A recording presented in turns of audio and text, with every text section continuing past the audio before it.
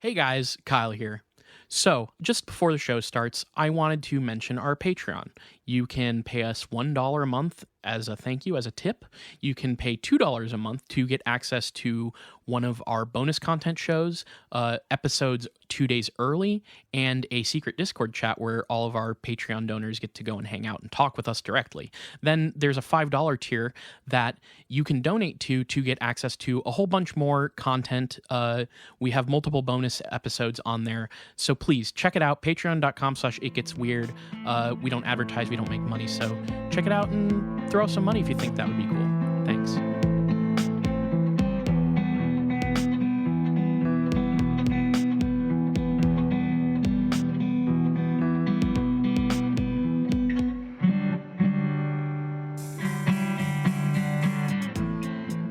Welcome to It Gets Weird, our comedy show where we explore the unusual, the unbelievable, and the unexplained to try and make your world a little weirder. I'm Kyle. And I'm Niall.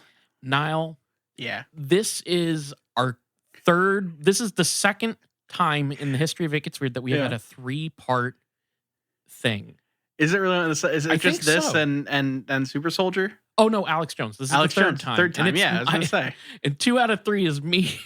And here's the thing: I'm not looking to get on that scoreboard again. That's like, fair. If the situation arises, sure, but I prefer to make standalone episodes that you then can like tessellate together, and that way I don't have to make a through line across 3 hours of content. Yeah, But it's I'm not saying this is a bad thing to do. I'm just saying it's hard. a lot of work. It's a lot of work. I did do a lot of work on this and tried to my eyes were bigger than my stomach on this one. You've been listening to a lot of history podcasts and you decided, what if we did that? Yeah, but it's history about it's still very much shit. our stuff. Like, I'm not saying you're out of pocket But here. I do listen to a lot of history podcasts and I'm extremely fascinated by it and everything. I also, you know what I found out yesterday? So like way too late to even investigate for this series of episodes. There is like a documentary series on Netflix that covers some of this. Oh, really? Apparently, it's like this. I think it's called like Life After Death or something. Huh. Well, maybe we'll put that on the poll for a future True. Patreon bonus content. Yeah. It Gets Weird TV series. I'm very curious about or that. maybe fuck your documentary series. Hey, I'll look into it and I'll let you know what that looks like. But yeah, this final episode is honestly the juiciest stuff in my opinion. I had a platonic ideal of a dump this morning that just like really cleared me out, got me mentally cleared for this recording. Yeah. So I'm fucking ready and raring to go if you are. Cool. So we're just gonna skip parking lot corner this week. I have nothing to add to that anyway. Okay. I mean, we could talk about the actual disastrous state of your parking lot right outside. No. But we're no parking lot, no Kyle's car corner or whatever I called it. We're getting right into the juicy stuff. Yeah. So what'd you get? So we're okay. Let's just real quick. We've done 2 episodes where we've been covering the history of parapsychology. Yeah. We left off. When did we leave off last time? So when we left off, we've basically established these. Well, so the first part is the origins of parapsychology in mesmerism, which would kind of develop into the idea of hypnotism, and then the early like attempts at researching that stuff into the foundation of these like psychical research facilities and societies. Yeah. Which is a mixture of scientists and an occasional poet. Yes. And believers in the occult, not the occult. Sorry, that's my own stuff that I'm working on. Spiritualists. Yes. Yeah. There and I mentioned before that there's like a lot of tension because of that, and people split off from these groups, and that happens. And again, this is also a worldwide thing.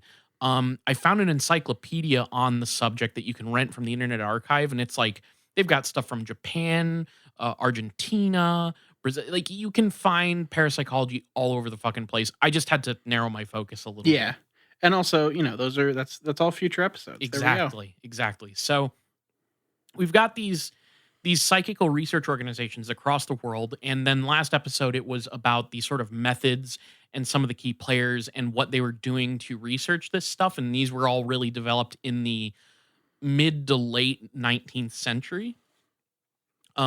Now I wanted to get into some notable investigations from the Society for Psychical Research, which involves something known as the Rhine era of parapsychology, or the golden era. I've seen some people refer to it as. So before we finally leave the 19th century, there's one very important investigation that we should discuss. And I know a lot has happened. I cannot stress how much shit I have glossed over in covering this. There is so much here. But there's one that I just could not help but include. Okay. So let's begin this episode with Richard Hodgson. Richard Hodgson is a student of Henry Sidgwick, who is the philosopher and first president of the Society for Psychical Research in London, from Cambridge. Okay. So this is one of his students, Hodgson. Hodgson studied under Sidgwick while both of them were at Cambridge, and so he would become one of the early first members of the SPR. He helped investigate frauds in mediumship from the start, but he has one particularly notable case I think is worth talking about. All right. The Theosophical Society was founded by Helena Blavatsky and Henry Olcott in New York in 1875. Right. And in short, the Theosophical Society was a part of the esoteric movement, dabbling in the occult. Many refer to them as a new religious movement as well. Too much to get into. That's another. Hey, We've that's done another stuff that involves Helena Blavatsky and the Theosophical Society. Not like an in-depth run on Yeah. it, but it's people it's involved with it, and that's another one where like that was what I almost did for this 3-parter. By the way, was I almost went into the Theosophical Society because I was like, you know what, it's time. But then I stumbled on this subject. So There you go. but yeah, there are a lot of different things and a lot of different ideas. But a lot of it is dealing with the occult and things like that. So Blavatsky and Olcott visit London in April of 1884, which I guess the public was very interested in. They were interested because I didn't get a lot of details on like what they were doing there, but presumably it was like mediumship type things and clairvoyance and demonstrations and things. That's what she was kind of known for. But the society connected with Blavatsky, and they did so via poet and philologist, one of the many founders of the SPR, Frederick Myers. Good. You got to keep him employed. You know, like what's life without art? You know, Absolutely. What's And the- maybe that's the universe. It's like maybe they could have this like universal art thing that they could connect over with Blavatsky. do you think the poet operated as kind of like the almost the like marketing or public relations department for the SPR? You know, On not based on what I've read here. okay, Because the SPR wanted to investigate Blavatsky's claims, and although she was compliant to like she was going to allow them to investigate her, she would eventually refer to the society as the quote Psychical Research Society. So she kind of really gets got them. him. Boom. So I don't know. I feel like a better PR person would have prevented such a remark from coming about from Blavatsky. I don't know. Well, look, Blavatsky historically is very very quick to lay down a burn. You know, That's true. her run on Yo Mama was like legendary. You know, Yeah. Epic rap battles of history. Helena Helena Blavatsky versus Frederick Myers. come on, that has to exist. Oh, Or maybe Jesus. it's on the upcoming That would season. be so. Because look, you dope. can only have like Tesla and Edison so many times Yeah. before you need to, widen the pool a little bit. Yeah. And let's just say it will be epic. So there is a paper published later that year that the Theosophical Society visits London, and Olcott in it describes instances of the Mahatmas, which are these great souls that supposedly guide the Theosophical Society, and how they would appear in astral form. But it also includes reports of apports, which are like basically like the sudden like appearance of like physical things. Mhm. Like you can create like I'm trying to think of like some. It's almost like conjuring like It's like a apport physical birds. object. Yeah, it's like Apport Birds by Self Defense Family. You want to have a good soundtrack for this first segment? Go ahead and turn that one on. Yeah. That's a song I believe that's about two members of self-defense family dealing with the fact that both of their dogs died. Yeah, it's a very sad song, really good song. Yeah. And it would get you right in the mood for this Yeah. comedy podcast.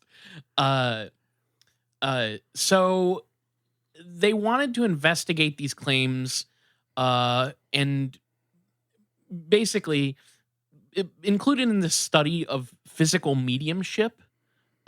So the society's president, Sidgwick, commissioned Richard Hodgson, his student, to go and check out the Theosophical headquarters in India and get more witness testimony. Okay. So Hodgson would also get experts to examine the authenticity of certain letters that were supposedly written by Blavatsky to her housekeeper in India, implicating both of them in the fraudulent creation of, quote, astral forms, apports, and messages from the Mahatmas. The investigative committee included other leading society members who, among others, gathered oral testimony in England. I just had the stupidest fucking thought. Go ahead. I was like, talking about this kind of stuff in India, my mind was even just like, did the Beatles hang it? No, this is like years before the Beatles went to India and like had a fucking whatever. That was, look, sometimes you just forget exactly the time period you're talking about and your brain just makes these like weird bursts. And my thing was like, oh, did John Lennon and Helena Blavatsky ever hang out? You know, Ringo, in 1895 on Blavatsky's deathbed, she really influenced I Am the Walrus. Wow, I'm stupid. All right. Yeah, Blavatsky died in 1895. Yeah, like there's absolutely no way they ever crossed paths. It would have been fucking sick if they had epic rap battles of history. John Lennon versus Helena Blavatsky. Wow. Okay. Yeah, that's just me. That's just me calling out my own like dipshitness on the podcast. There are psychical researchers who maybe could have, and India was like a lot of our like import spirituality and new age stuff of the time. Like we did get a lot of it from India. Mm-hmm. But I don't know whether there was any crossover. I never read about the Beatles crossing over into this. So, oh fuck! All right. So in the final report, Hodgson reviewed and generally accepted the claims in the letters, identifying Blavatsky as the author of bogus phenomena. Yeah. Okay. Having concluded that all other supposed phenomena were fraudulent and the Mahatmas fictitious, Hodgson considered the motives of the principal theosophists, finally suggesting that Blavatsky herself was seeking to further Russian interests. I wish I knew more. So here's the thing. I found the book that this report is in, but it is $245. Oh, okay.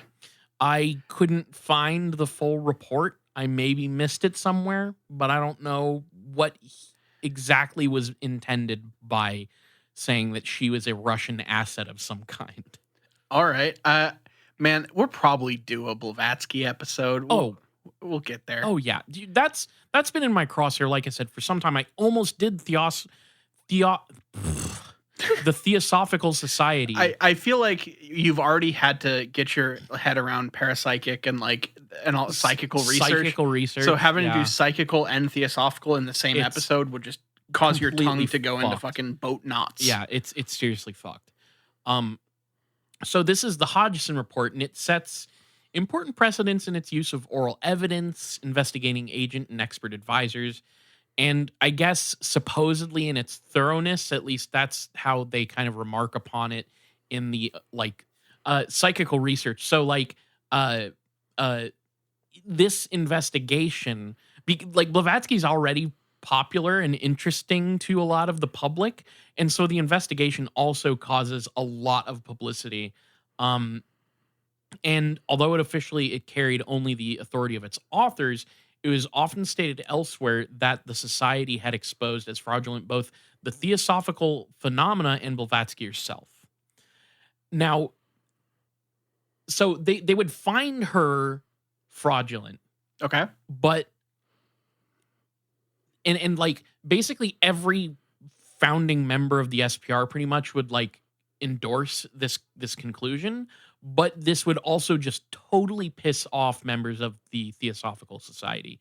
And what was really weird and I didn't quite understand is there were multiple people who had crossover between the Theosophical Society and the SPR, Mhm. where like they were either fellows, and I think one of them was a president. Like one was a member of the SPR and one was the president of the Theosophical Society at one point.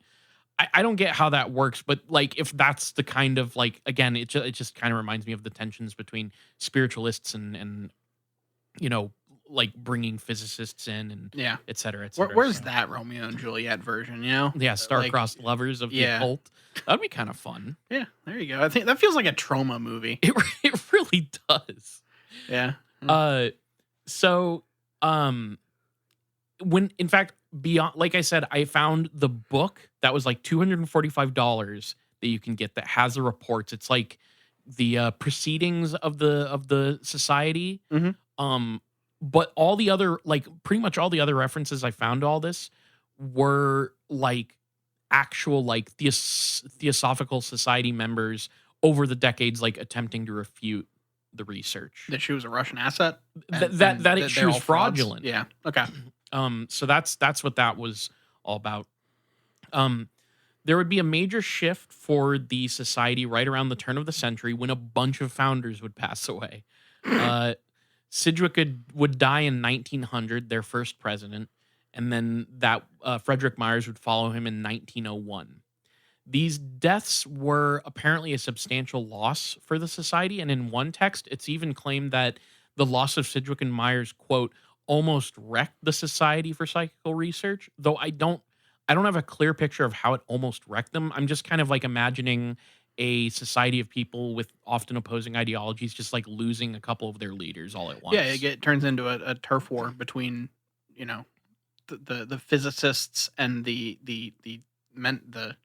wow, I'm for some reason unable to remember the fucking term. Yeah, Anyway. there's like I think most of the spiritualists are gone, but like one of the things that's abundantly clear in my research is that even like quote unquote scientists, they were scientists and psychologists, even they would like some of them would be predisposed to wanting to believe these things as true, and we'll get into that a little bit. Okay. So physicist and radio pioneer Sir Oliver Lodge would take over as president of the SPR. And by this point, there's a long list of psychic mediums the SPR is contended with, often exposing frauds and occasionally being fooled themselves. Broadly speaking, the society exposed fraud mostly with physical mediumship, usually involving apports and the apparition of physical objects and things like that, like a physical phenomena.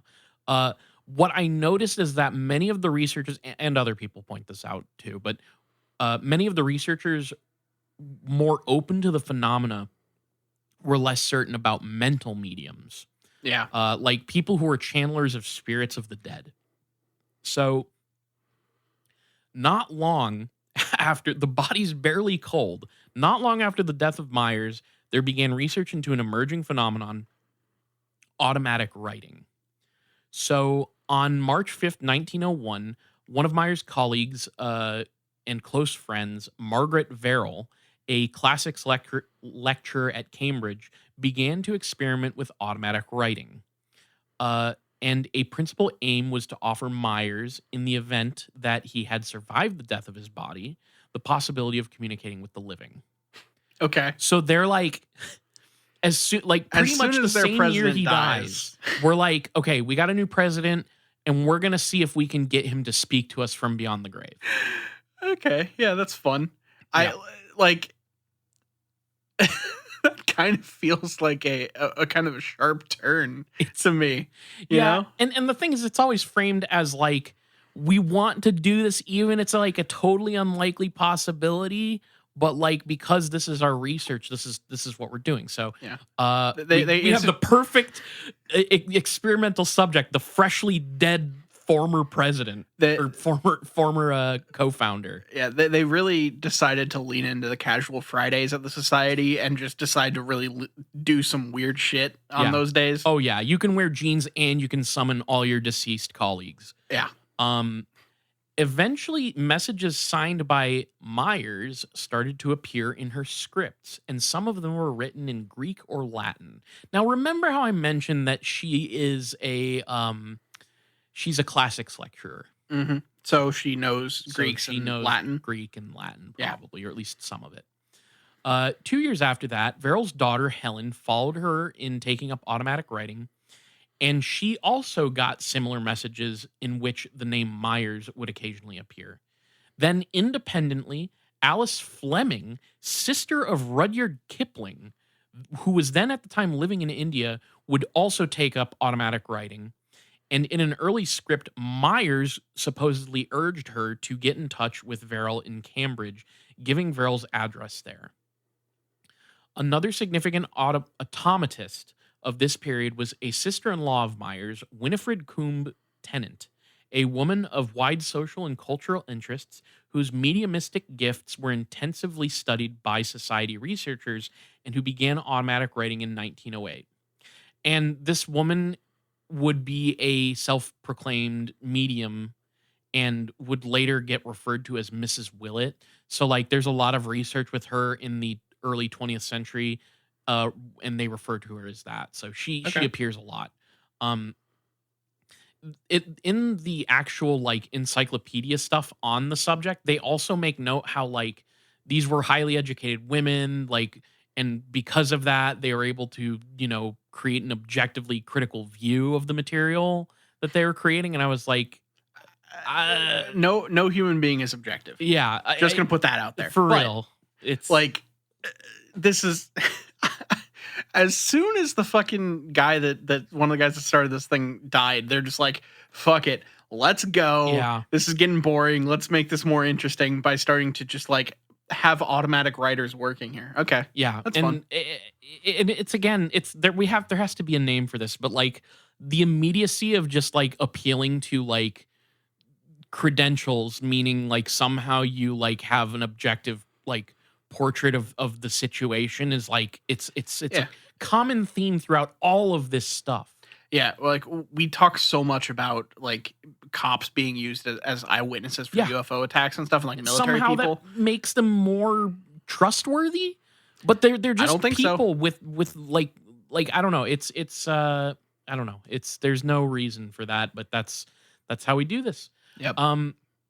Another medium, Leonora Piper, who is also just happened to be being investigated by the society researchers, had automatic writing statements that contained statements by Myers at the same time these started appearing in scripts by other automatists. Neither Fleming, Willett, nor Piper possessed significant knowledge. This is what they say. Possessed significant knowledge of Greek or Latin, which argued against them having influenced the contents of the scripts. So supposedly, Okay. all these women, like some of which completely independently, wrote messages from Myers in Greek or Latin. Now, did Myers know Greek or Latin? That's the thing, is he probably would have Okay. because of his background. Okay. This is the poet guy, right? This is a poet and a classics guy.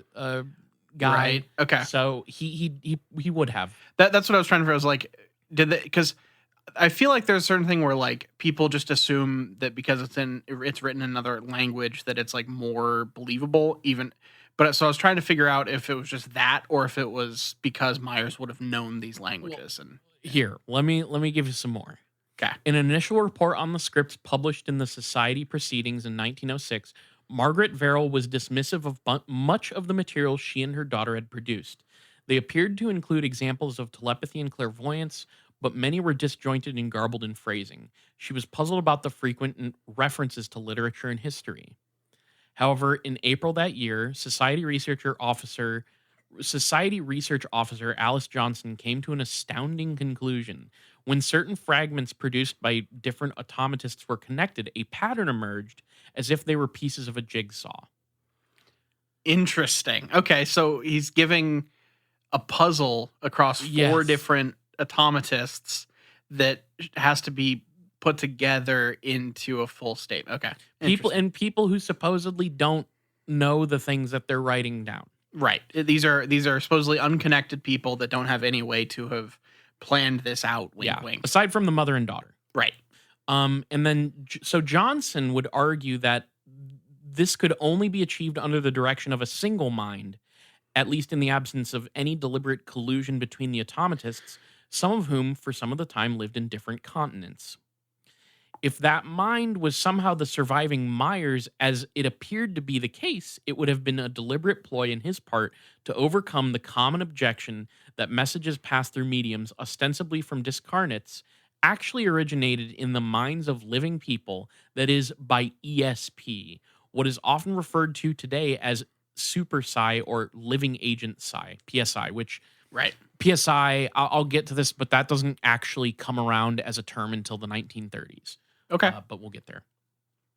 This was confirmed by Myers and other putative authors of the scripts. They asserted that a single theme distributed between various automatists, none of whom knew what the others were writing, would prove that a single independent mind or group of minds was behind the whole phenomenon. The purpose of including obscure allusions to ancient Greek and Roman literature was to establish the identity of Myers and two others of his deceased colleagues who, like him, were classical scholars with a deep knowledge of the subject.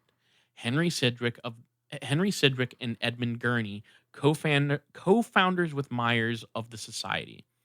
They were later joined as communicators by Henry Butcher, professor of Greek at Edinburgh University, and A.W. Verrill, a fellow in classics at Trinity College, Cambridge, right, and husband of Margaret Verrill. Okay. So they're basically compiling these things and saying it's somehow this is verifying that this is Myers speaking to us from beyond the grave. Right, basically. because okay, so he's transmitting between four different people, and when you put them all together, you get one. So it has to come from a singular mind, therefore it has to come from Myers specifically. Okay. Yeah. I think I'm with you. Which it is really funny to me that he would like make it so hard as to put like some of them in the UK and then others just like in fucking India.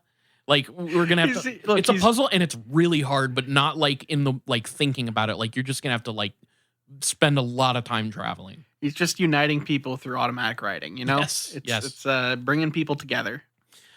Some of the cross correspondences, which that's the term that they would end up using for this phenomenon. Cross correspondence. Cross correspondences. Okay.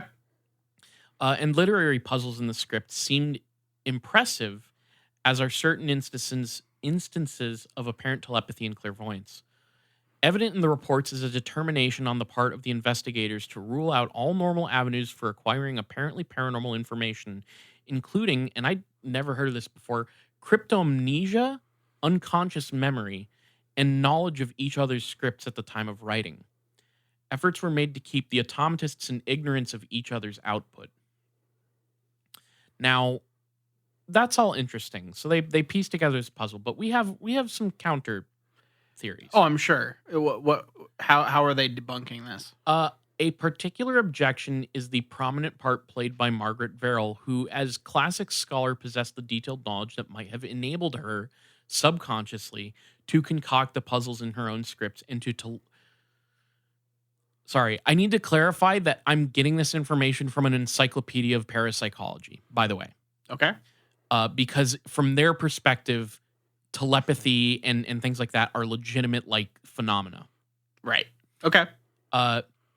They might have enabled her subconsciously to concoct the puzzles in her own scripts and to telepathically communicate with other mediums and automatists during their own productions. So instead of them coming from Myers, they're coming from her subconsciously? She is literally subconsciously coming up with this stuff that she picked up from Myers and then beaming it to a random person in India. That's what they're saying. Look, basically, sometimes it happens. You know that really is like the Gordian knot or the wisdom of Solomon answered all of this. You know, it's the simplest, cleanest answer. It's just very strange to me. Like there's so much stuff where like the way they talk about it, what you're telling me is you presuppose the phenomenon is real. Yeah. You're not actually your proof of this requires the belief in a thing. Yeah. Okay. Now another theory is that the puzzles were concocted subconsciously by Myers, A.W. Verrill, Butcher, and the others during their own lifetimes and planted in the minds of the automatists. These theories draw on what later came to be referred to as the super psi hypothesis, where apparent evidence of spirit survival is actually caused by the unconscious, virtually unbounded operation of psi. So, like, which psi, just to clarify, is like this unknown force that empowers these different phenomena. Okay. And so what they're saying here is that Myers's death planted these things in the minds of the people conducting the automatic writing, and subconsciously they were able to tap into it. Interesting. Okay. I think I'm with you. Yeah. Now, critics have also argued that chance may have played a large role in creating illusory Really? correspondences.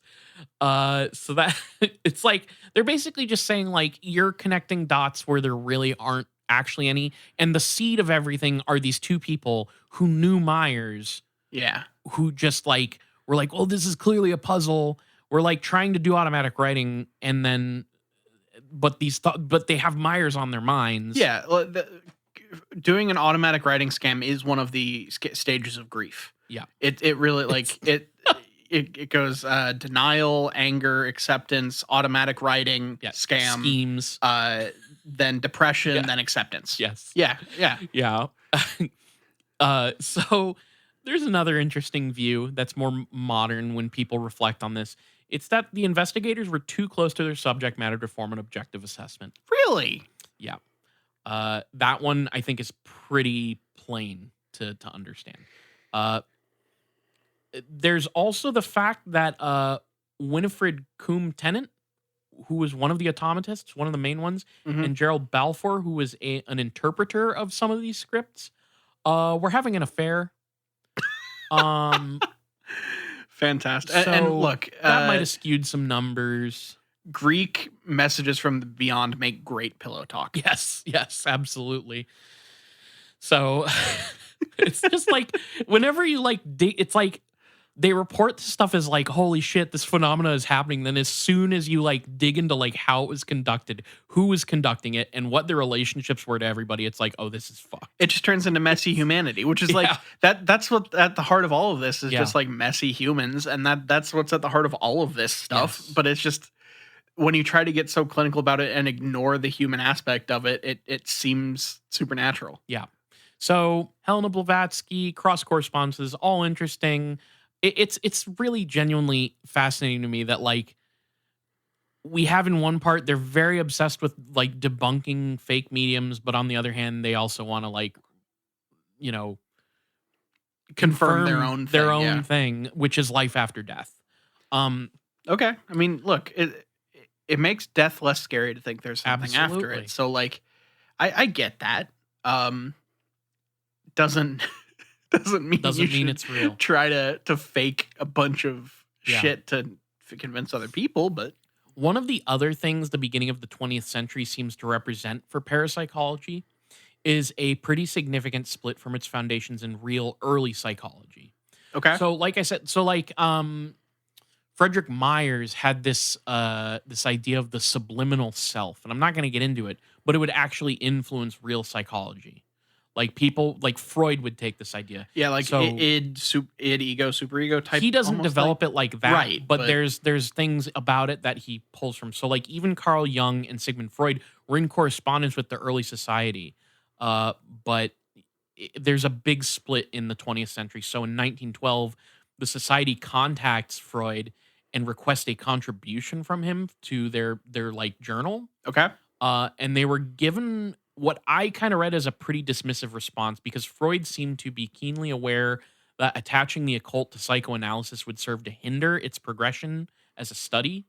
But he did respond with an essay called A Note on the Unconscious in Psychoanalysis, where he basically defines the psychoanalytic term of unconscious and talks about the psychoanalytic position on post-hypnotic experiments and the unconscious, and he's just like, look, the unconscious, like moving forward, this is an idea, like I'm talking about the psychoanalytic idea, and he just kind of makes it clear that he's not interested in the occult side. So this almost comes off as like a little bit of a fuck you to them. It'd be like, it's not a fuck you because like he did find their early research interesting. He was interested because they were toying with ideas that would later be foundational for Yeah. psychology, but eh, eh, the more focus it had on the paranormal, the less interested he was in it. Yeah, that makes So, sense.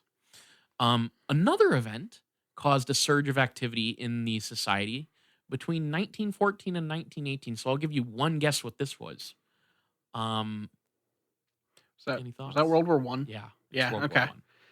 The, So I should be more certain of that than I am, that's okay.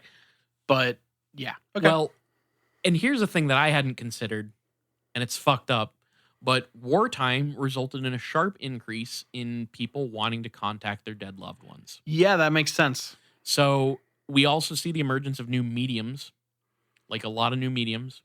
Like So- film or Yeah, and like yeah, TV stations Yeah, and this stuff. is where we start getting a lot of early animation and film and Yeah. things. Okay. No, it's fucked up. People have always just been like, "Oh, here's a big human thing going on. How can I make money off of it?" Yeah, that's like It's always been happening. 100%.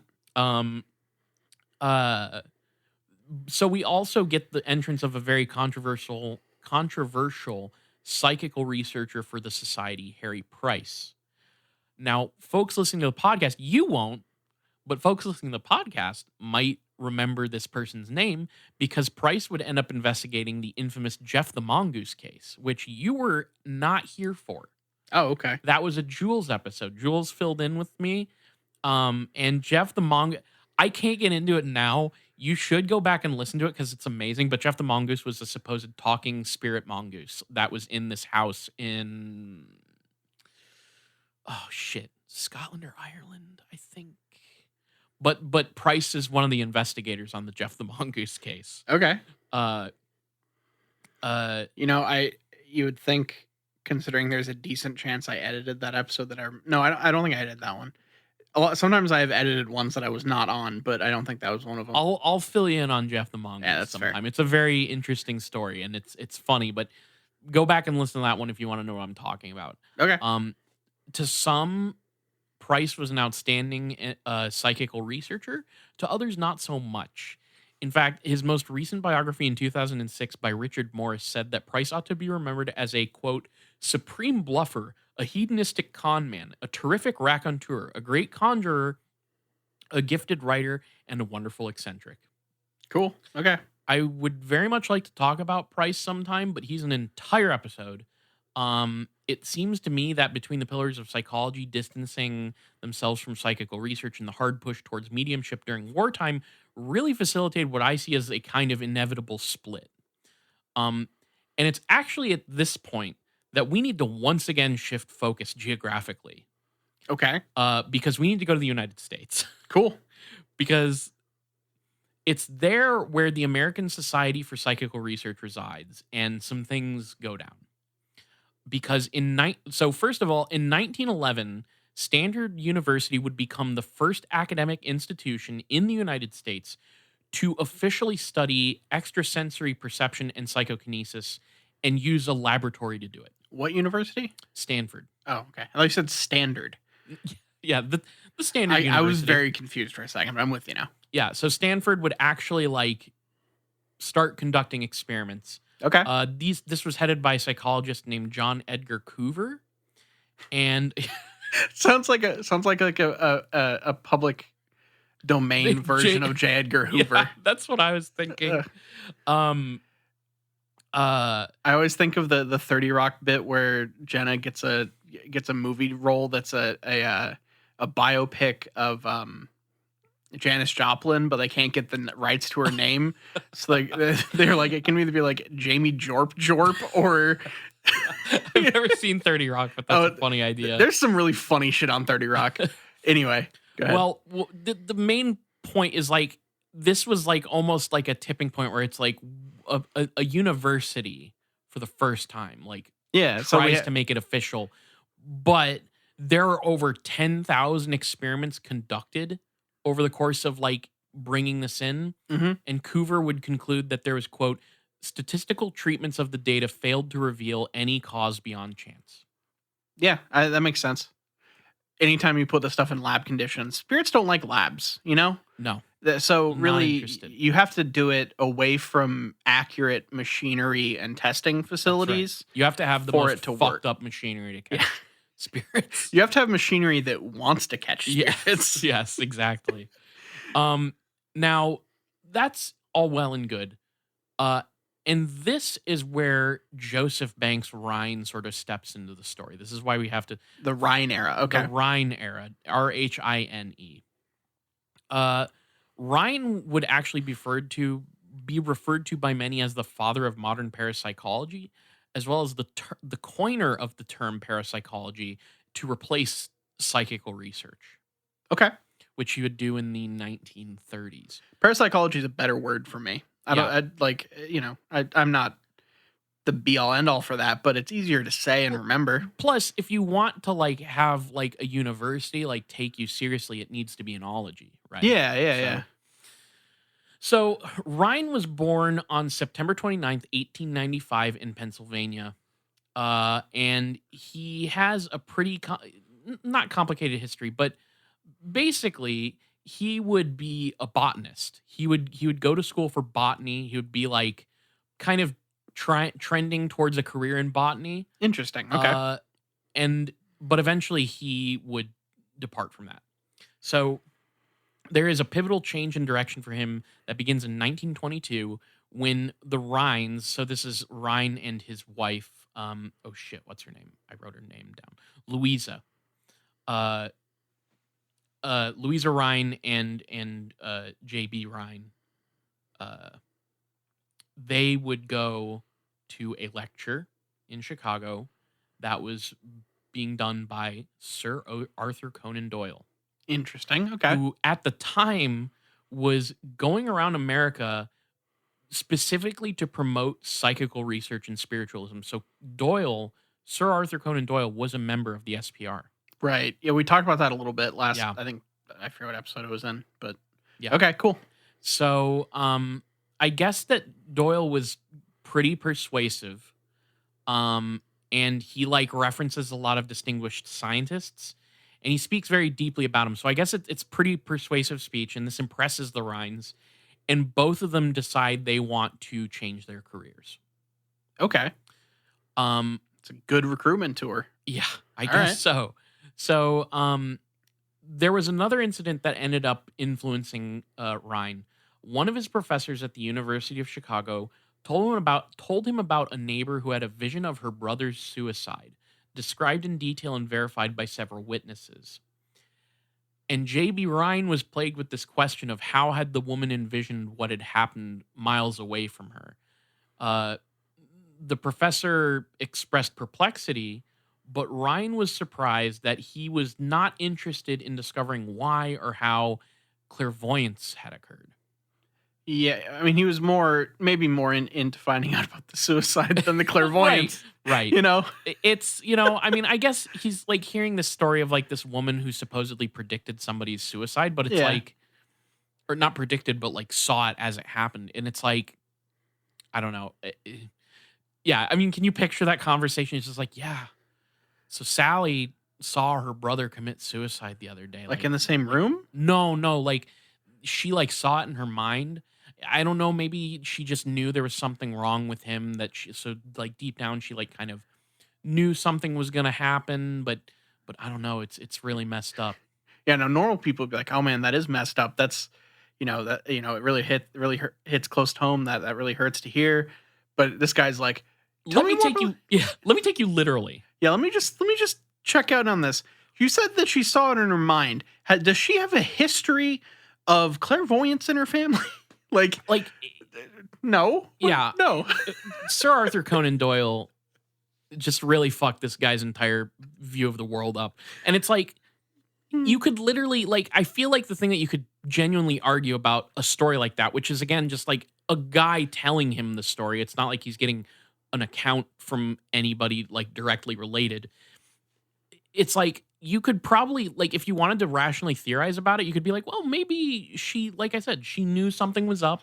Yeah. And she had, like, something, whether it was conscious or not, in her mind that, like, it could happen. Yeah, and that like I think we talked about that like the last episode or something about how a lot of stuff you can liken to basically, how deja vu works, where you have like this you have a vague memory of something, and then it kind of gets confirmed after the fact. Yes. Yeah. And your brain just kind of fills it in because, hey, your brain is not very good at its job. And that's true. and not just talking to you, Kyle. I'm talking to Wow. everybody. Your brain is bad in terms of like accurate recall. And so this is a pretty common occurrence for people just to like think that they knew something that they didn't know. We are plagued to have an imperfect understanding of the world, just the nature of our consciousnesses, and just like the fact that we have to like look through fucking eyeballs instead of like, like there's just so many limiting factors to being Luckily- human to understanding everything. Yeah, luckily Elon Musk is going to put chips in our brains so we can have perfect recall. That'll be fucking awesome. I can't wait to be next up in the clinical trial after the chimpanzees all explode or whatever, and Yeah. he Yeah. makes my brain melt into goo. That'll be awesome. And I'll be riding that fucking Tesla when he does it. Yeah, you're going to go through the Tesla tunnel, which was supposed to be like Yes. a mass transit system, but can only fit one car going one way at one time. Ultimately, the test is to determine whether or not it's the chip in your brain that kills you first or the impact in the tunnel that kills you. Yeah, or your car won't open after a car crash. Yeah, I saw that too. That was Oh my good. God. So, I guess he's not buying Twitter, by the way. oh, He's like bummer. talking about backing out of that. Anyway. Yeah, I don't want to talk about that shit. Oh God, where was I? Sorry, I'm very much distracted. No, it's okay. Because I could also get into the fact that he seems to be signaling that he's interested in YouTube now, because he just can't he has to be in the media. He has to be a person of interest at all times. This fucking crazy person. So in 1926, Rhine, with his wife's agreement, gave up teaching plant physiology at West Virginia University and abandoned his plans for a career in botany in order to begin his own investigations of mediumship and to obtain training in psychology and philosophy at Harvard in preparation for a career in psychical research. Okay. In their first year, the Rhines attempted to find reliable evidence of psychic phenomena with mediums in the Boston area. This failed, despite the mentorship from Walter Franklin Prince, a prominent psychical investigator of the day. The Rhines were disappointed when their expose of fraud by a popular local medium, Mina Crandon, was ignored by the editor of the Journal of the American Society for Psychical Research and disputed by some members, though several other prominent psychic researchers also questioned her activities. Rhine's report was published in the Journal of Abnormal Psychology and Social Psychology in 1927. The experience convinced Rhine never again to make assumptions about the veridicality of psychic claims without having a hand in the controls. Quote, I have decided not to accept any supernormal psychical phenomena without actually obtaining them under my own conditions and witnessing them myself. Okay. Now, another thing that's kind of funny, and parapsychology is also an extremely insular field of research. Really? Yeah. They don't work much with other fields. No, not really. And I don't know. I feel like there is a lot of that mentality that sort of develops naturally just because of like how often the public didn't take it seriously, or in some cases took it too seriously. Yeah. I think it just kind of crops up. Yeah, I'm not sure I think they probably rarely got the reaction they wanted from the public, just either one way or the other. Yeah. In the spring of 1927, the Rhines accepted an offer to study some promising mediumistic data under the direction of William McDougall, a British psychologist who was setting up a psychology department at the newly endowed Duke University. In a former president of the British Society for Psychical Research, McDougall had long believed that such research should be conducted within the university setting. He welcomed Rhine as an advanced student and offered him a teaching position for the 1929 to 1930 academic year. Okay. So he gets some official shit going down. Well, so what's your degree in botany? So you're going to be teaching in like our like botany program? No, I'm over here doing psychical research. Yeah. As a Well, a teacher. He tries to get into psychology and philosophy, which are like two of the big things that like they want to bring into the study of this stuff. But yes, he was also studying plants mostly. Yeah, That's a lot of his it's background. fun. I just I love I love seeing the weird trajectories people go on for this stuff. Yeah. So Rhine continues the search for reliable mediums, and it's not very successful. But he did come upon apparently in this search didn't find reliable people. No, Interesting. he did find a supposedly telepathic horse. Fantastic. How okay, I need you to explain to me what you mean by telepathic horse, and like what, like, I need you to explain this to me. I don't quite understand either. Okay. The horse's name is Lady, and it has to do with like the horse's ability to like guess things, I think. Okay. Because like a lot there's the tests were like oh god, what's the term? Forced choice testing. Where it's like you present different options to somebody, and there's I don't quite know how it works, but I know it's like an actual psychological test. Okay. And I guess this horse could like dictate somehow, I don't know how, that it like what choices it was making. And so they would like test it on those choices, and I don't really know. So, you put like 4 bales of oats in front of it, and it has to pick which one, and that Which one has it's the right poison most in of the it. time. Yeah, so this horse has been dodging poison for years. You're the one that had the poison. I No, was thinking like the bales would like not bale. You don't have bales of oats. That's bales of hay. The buckets of oats would like be analogous to an answer to a question, and the horse was able to like pick the right one or something. That's what it sounds like to me. Yeah. But at the same time, it could just be like I don't know how you try to gauge the veracity of a psychic horse. Look, and here's the thing. I'm also being a little dodgy because I think we should do Lady the Telepathic Horse as an episode. Yeah. I honestly, that feels like one we might need Garrett for. Yes. Oh my God. Yes, please. So I guess that the first field investigations with Lady were, at least according to Rhine, were promising. But a later visit to confirm the findings revealed that Lady's performance by that time was dependent on her owner's sensory cueing. Yeah, that makes sense. So, yeah, like there has to be some level of blind. Like, when are these people going to discover the concept of a blind test? Because every single time it's like, oh no, someone like that they knew was in the room giving like signals to them. How many times do you get hoodwinked by that before you're like, okay, if you're the one that's psychic or telepathic, whatever, you have to be alone in a room with just researchers conducting a test where you have to be right above a certain amount of times per 10 answers or whatever. I'm not going to get into this, but the things that they neglect and the things that they're willing to do are so insane. I was reading about at the SPR how they had like medical people who were on standby to conduct like strip searches of these people, which included like looking into cavities of the body. Like, just like, like, oh, you're not hiding anything up your asshole. Yeah. Like, and they would do that shit, but then they would get fooled by fucking telepathic horses. Like, it's just very inconsistent. Oh my God. Okay.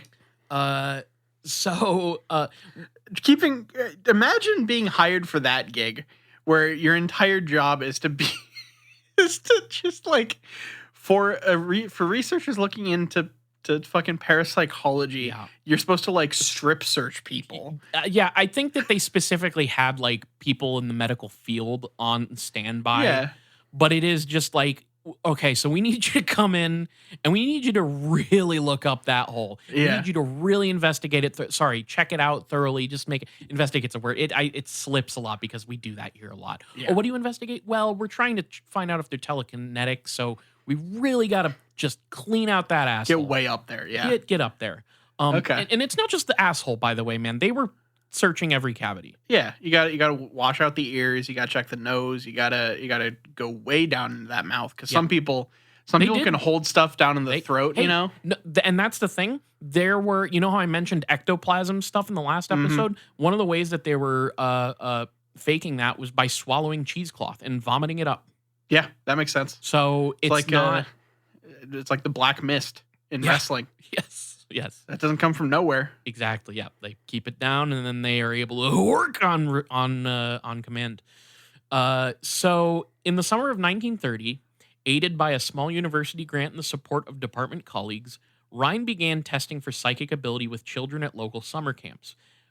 Who he basically had them testing on these guessing cards that were stamped with numerals. Okay. But then in the fall, he continued with Duke psychology students, and he would have them try and guess numbers on sealed envelopes. The results were little above chance. Like it didn't look. It was probably chance. Yeah. Rhine then sought the help of Carl Zenner, a perceptual psychologist at Duke, and together they modified the card guessing procedure originated by Ina Jeffson of the SPR by substituting a new type of target cards with geometric designs that could be easily distinguished and remembered. And I do believe that these cards are still used by psychical researchers today. Yeah, I was wondering if this was like the stuff where it's like like a sun and like a star and very simple shapes that I think people use. so. I saw pictures of them, but now I'm like not remembering what the shapes were specifically. That's fair. The result was the well-known ESP cards, and they were originally called Zener cards. And this is a 25 card pack with here I have a description. A 25 card pack with 5 of each of a star, a circle, a cross, a set of wavy lines, and a rectangle, and that would later be changed to a square because I don't know. Rectangles are too long to remember, I guess. Yeah. I mean, look, I think I've seen these in movies and stuff when they're doing like tests on, Yep. On psychic abilities. I don't know. I mean, Stargate Project was a thing, and I'm sure that they had employed some of these techniques. I don't know. Maybe it shows up in The Men Who Stare at Goats or something like Maybe. that. It's in a bunch of things like that. They get used a lot. A typical test run involved the subject guessing the order of the 25 cards after they were shuffled and screened from the subject's view or enclosed in envelopes. The experimenter recorded the subject's guesses as they were made, and the checkup was made by the experimenter against the target cards after the run, with the subject present. I'm pretty sure they're used in Starship Troopers. Is that true? At the very beginning, when oh my god, when they're like in high, still like about to graduate, Yeah. and they're testing for, and I'm Neil vaguely Patrick remembering Harris, this. yeah, because Neil Patrick Harris can like send his dog, cat, I forget what it is, up to like annoy his parents. yeah, It's a good movie. it is. It's an excellent movie. Conventional measurements based on the 1/5 probability of success were utilized to evaluate the significance of the results. Later sessions were made using a telepathy procedure in which a sender would look at the cards one by one behind a screen or in another room and then try and send it to another subject Okay. mentally, telepathically. Didn't yield success, though. And this led Rhine to adopt clairvoyance as the more common method of testing for ESP cards. So, like, both methods don't yield great results, but the one where it's not being telepathically beamed is slightly better. Yeah, because you're just guessing. You have a 1 in 5 shot instead of having to coordinate 2 1 in 5 shots. Yes. Yeah. So it's just literally because it has a higher statistical probability. Okay. Early group testing of Duke students in the classroom setting showed little beyond chance results. Then a breakthrough occurred when one of the highest scoring class members, a Duke sophomore named A.J. Linsmeyer, scored unusually well in an individual test session. In subsequent testing, Linsmeyer continued to guess the ESP cards at a rate markedly above what would be predicted by chance. By the end of the remaining 2 weeks of the school year, he had guessed a total of 404 of 1,500 cards correctly, but 300 were expected by chance. So that's when you said 400, I was like, okay, that's Damn. That's a And then lot. you hear the next Then you number. hear 1,500, and it's like that. I mean, that is just kind of a lucky streak. Yeah. You know. That there's successful gamblers out there. The success of these initial experiments encouraged Rhine and his team of 2 graduate students to continue individual testing, and this led to the discovery of other supposedly high scoring individuals. The most notable was divinity student Hubert Pierce, who quickly reached even higher scoring levels than Linzmeyer and maintained them without decline for a much longer period. By 1932, Rhine felt that he and his associates had provided solid experimental evidence to demonstrate the existence of psychic phenomena. And at this point, he has named it extrasensory perception, or ESP. Okay. I mean, it's I like hearing where these terms come from. Yeah. Because like this makes sense of like the kind of cascading effect of all the way back from like mesmerism up through more like Extrasensory, extremely people sick phenomena. yeah, people getting more and more like clinical and scientific with it as they try to like codify it into an actual science. It's interesting. They had further found that ESP seemed to reveal natural relationships in the same manner as ordinary psychological phenomena. For instance, both Linzmeyer and Pierce lost their ability temporarily under the influence of the drug sodium amytal. So they Which one's tried. that? I don't know actually, Okay. but I'm assuming. I'm assuming it's something. I don't know. Maybe get some loopy. Probably like. Yeah. I don't really know how it works, but the point being that drugs would make Fuck them with your way ESP? worse at ESP, Okay. which is kind of ironic considering MK Ultra and all that shit. Because they would be like, maybe we can. I mean, it was more about fucking with people than actually inducing telekinetic powers or whatever. But Yeah. I don't know. So I guess sodium amytal is thought of as a possible truth serum. Okay, so it's kind of like sodium pentothal. Yeah. But it's not like it's a barbiturate derivative. You want to know why I remember sodium pentothal? Because truth of serum? You're gonna know. Pegasus's XL. No, not Pegasus. Oh no, XL. no. Fuck, what is that band name? Chodo Ghetto. Thank you. Oh my god. They have a song called Sodium Pentothal Truth Serum, and so now I know. It's like I listened to that so much in high school that it solidified in my mind what sodium pentothal. That was a good band. That was a good band. Ugh. Check them out on Spotify. No, well, they might have one thing, but they don't have their early stuff. I think you got to go to quote unquote records for that. So fair. Their performances seem to follow predictable patterns that were found in conventional psychology, such as the temporary falling off of scores under intensive testing.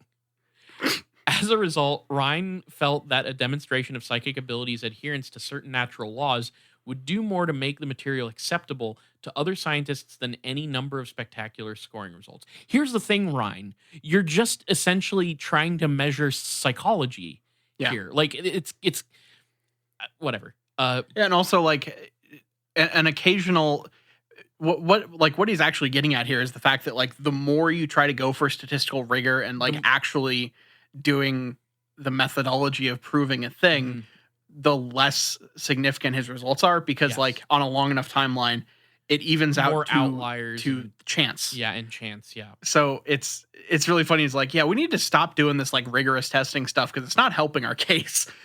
Then maybe you need to reconfigure your case. Yeah. In the 3 years that they were working on it, they found a total of 8 high scorers, roughly 1 in every 5 students tested. In more than 60,000 card trials, these college students scored an average more than 50% greater than chance. As the experiments continued, testing conditions in the lab were increasingly tightened to exclude every possible opportunity for sensory leakage. In April of 1934, Rhine would then publish a monograph titled Extrasensory Perception, summarizing the first 6 years of the Duke research. It got a favorable review in the New York Times and drew attention of other science writers and got a pretty significant public response, which surprised Rhine.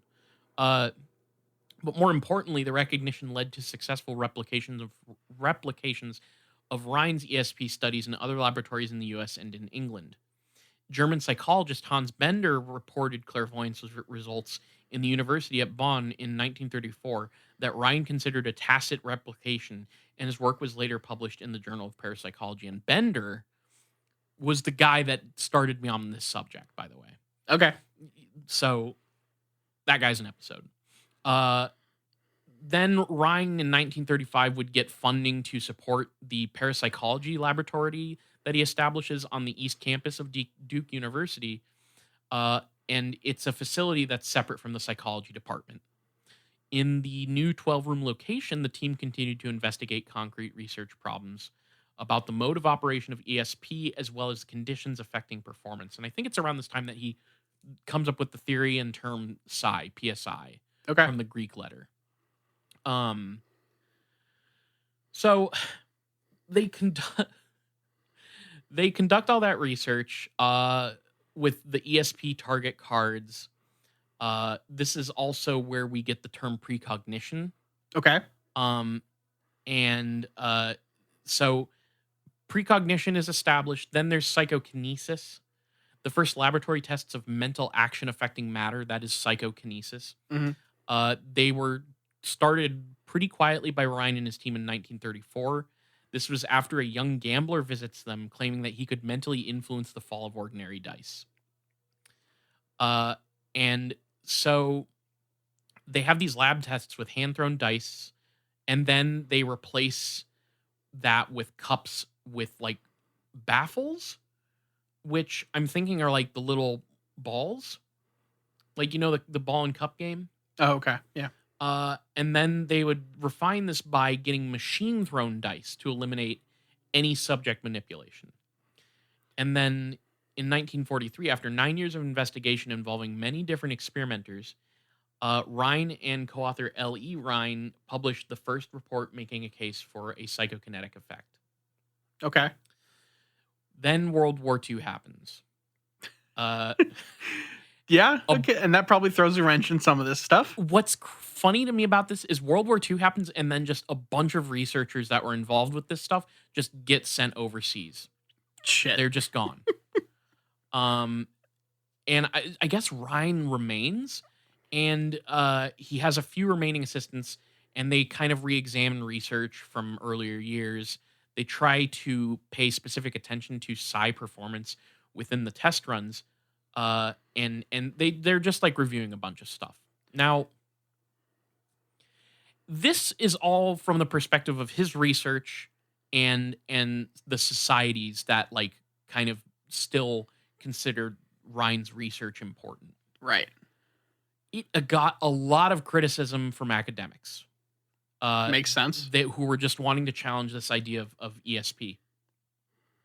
Lots of psychological departments try to repeat Rhine's experiments, and they are met with failure. And there is just like a list of people. Princeton University, the guy working that one concluded there is no evidence of extrasensory perception either in the average man or of the group investigated or in any particular individual of that group. The discrepancy between these results and those obtained by Rhine is due either to uncontrollable factors in experimental procedure or to the difference in the subjects. And then there's 4 other psychological departments that try to replicate it, and they just can't. Maybe there's something in the water around Duke where, kids are just like being exposed to something that makes them have ESP. Yeah, it's oh god, what does the government put in the water? Fluoride. Fluoride, It's yeah. fluoride. That's what I was going for. So it's in the 1940s that we would get biologist Bertold Weisner. Oh shit, I messed up. Weisner coins the term psi. Oh, okay. This is where psi comes from. Parapsychology was Rhine, and also ESP? precognition Okay. and ESP. But another guy, a biologist, coins the term psi, and it's this catch-all for the unknown factor in this extrasensory perception, psychokinesis, things that can't be explained by physical or biological mechanisms. Okay. In 1957, Rhine would help form the Parapsychological Association in North Carolina. And that's another important place that I believe still exists to this day. It's also in the 1950s that we would get Project Stargate and the government's experiments that were essentially parapsychology. Mm-hmm. And then the administration of Duke began to get less sympathetic towards the last couple years. And then once Rhine retires in 1965, all parapsychology links to the university were just gone. Just completely gone. Okay. I mean, like, I get it. It It just didn't really nothing came of it. nothing came of it. It had the sensational response from the media for a little while, Mhm. but nothing actually happened, and then we had the people disproving it basically in these studies, and it just didn't work out for old Rhine here. Yeah. Um, but that is kind of that's kind of where we have to end it. Okay. There are modern, like, it continues from the 70s all the way up to modern day. There are plenty of different parapsychological associations, societies all over the world. It is an enduring thing, and it is a subject that I plan to return to many times. But if I were to keep going, we'd get into part 4. Yeah. And that's a seal that is yet unbroken on this Yes. podcast, and we'll see. We'll see. We'll see. It could happen someday. JFK is probably the most likely candidate. Yeah, I feel like we eventually. I just have to do a fucking JFK month, Yeah. but that's a big undertaking. Yeah. It's yeah, that's gonna happen someday. But I have to cut it off there. But rest assured, I'm super fascinated by this. I'm gonna buy the encyclopedia that I found Nice. because I want to know more. And we'll just get into the other organizations, what was happening in other parts of the world, because it's super cool. Cool. So that is the broad history of parapsychology. Yes, I had to omit tons of stuff. Yeah. So But luckily, we got the telepathic horse in there. Yeah. We got some Yes. cool stuff going on all Yeah. over the place. We got a big thing about hey yo Duke University. Good on you. Yeah. So what do you got for me? I got a big question for you, Niall. Is that okay? A little unconventional, but I'll allow it. Well, parapsychology is all about the unconventional, so I hope you'll stick with me here. Yeah. So, If you had to have a weird subject become to start to become an academic field, what weird subject would it be and why? I mean, legitimately in a university like this. yeah, I am fascinated by people trying to do legitimate scientific research into cryptozoology. hmm It's like I think anyone that actually tries to approach cryptozoology from an actual biological or zoological perspective is fascinating. Yeah. So like that would be my first thought. It may not be the funniest answer, but it's like my legitimate thing that I would love to like. I would if I were to go to college today and they had a cryptozoology class and that I could take for, doesn't even have to be for my degree, just like I could take on the side, I would take it in a fucking heartbeat. Yeah, same, honestly. Because it rules. It's interesting. Like trying to make these things that come out of like a mythology or a like, you know, the collective consciousness of our reaction to outside stimuli Yep. and turn it into like a biological reality that has links to the overarching zoological world Yeah. is Very cool. incredibly interesting. Yeah, definitely. It would be so sick, but I don't want to like it would be really cool to have like somehow that taken very seriously, because my pick would be UFOs. Yeah. I'm glad you picked cryptids, because I was like, if he picks UFOs, I don't know what I'm going to pick. I would really want people to take UFOs seriously. I think that there is some extremely cool. I mean, ultimately, it is a psychological sort of study to me. It's like, Jacques Vallée, Mhm. like his sort of where he was sort of coming from, and on the like phenomenon of UFO and like how society treats it. Like, honestly, not the most exciting answers, but I think both are like kind of the same idea, where I just Yeah. want to legitimize like trying to understand our relationship to these things. Yeah, and both of these are kind of like I think a thing that both of us have really kind of grasped onto throughout the length of this podcast is how much the world of weird is this like funhouse mirror to the perception of the world at the time for a lot of people. Yeah. And like so you can look at both cryptids and and UFOs, and really all of the stuff that we talk about on this podcast as this lens into the psyche of the human race at any given time throughout history. Yeah. And that's a thing that is so like if you want to make some sort of thing of like the psychology of conspiracy theory or whatever, that would also be very interesting to me. It's a thing that I've done research on before and read into because it's fascinating. It's all those things that you just mentioned are very interesting to me, and I think it's a lot like trying to investigate the paranormal in this way with like some level of academic rigor is like it's not like socially acceptable. And I think maybe now UFOs are a bit more socially acceptable just because the government keeps fucking putting out. Well, Tom DeLonge's doing Lord's work there. Leaking all of those videos. But it's I don't know, it's just kind of like you can't take it seriously. Yeah. And it's funny because I feel like when I started this show with you, I didn't take the subject seriously. No, we were very yucky early on about a lot of stuff. And what's the weird side effect of doing so much of this show is that we've both become legitimately fascinated with various parts of this world. We thought it was interesting and funny at the time, and now I think it's extremely interesting and extremely funny. It's more extremes of the both. I didn't like. I don't know. I'm very interested in psychologically what's happening when we come up with this stuff. So God. Hey, it turns out if you like it, if you commit to a thing long enough, you start to realize how interesting it can be. Yeah. Even if at first it feels silly. Yeah. I literally talk people's ears off now if they ask me about this shit. And then I have to catch myself and be like, I look like an insane person. Well, because the thing that we have to fucking always combat is the thing of like, no, I don't believe in chemtrails. Like, that's not, I don't do 300 episodes of a conspiracy podcast because I believe in the conspiracies, other than the ones that are actually real. Yep. But it's fascinating. Yeah. Speaking of, did you see that there is a guy on Quora who seems to be a formerly involved with Operation Gladio? I did not. I'll send you a link to that. Uh-oh. I'll send you a link to that. That was one of the most trying episodes to research. Yep. Oh my God. Yeah. Anyways. Oh.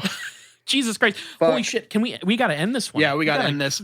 Let's go and take care of some business. If you want to follow us, you can go to twitter.com/ I did this completely. Wow, I'm thrown off. I'm so sorry. I was not thinking about Operation Gladio. Follow us on Twitter at IGW Podcast. You can follow us on Facebook.com/ It Gets Weird Podcast. And run all your favorite podcatchers from Stitcher to Google Play to Apple Podcasts to Spotify. If you listen to podcasts somewhere, look up It Gets Weird and we're probably there. Email us at itgetsweirdpodcast@gmail.com. Tell us all about your favorite dark government operations that suddenly resurface on Quora in 2022. Email us about those. Patreon.com/ It Gets Weird. We have a $2 tier and a $5 tier. At the $2 tier, you get an episode every other week, a bonus episode of the It Gets Weird TV show that we're doing. We're watching Gravity Falls right now. If you donate at the $5 tier, you get that show plus another show on the off weeks of It Gets Weird TV. So you're getting a bonus show every single week. Whether or not you donate to the $2 tier, the $5 tier, you get access to our main show 2 days early on Friday instead of Sunday. You get access to our Discord, and you get the satisfaction of helping out your favorite weird podcast. We also have a $1 tier that's just a tip. You don't get anything out of it. You're just saying, hey, like your show, here's a tip. I believe that's it. Yeah. Thank you all for listening. This has been It Gets Weird, and I've been Niall. And I'm Kyle, signing out.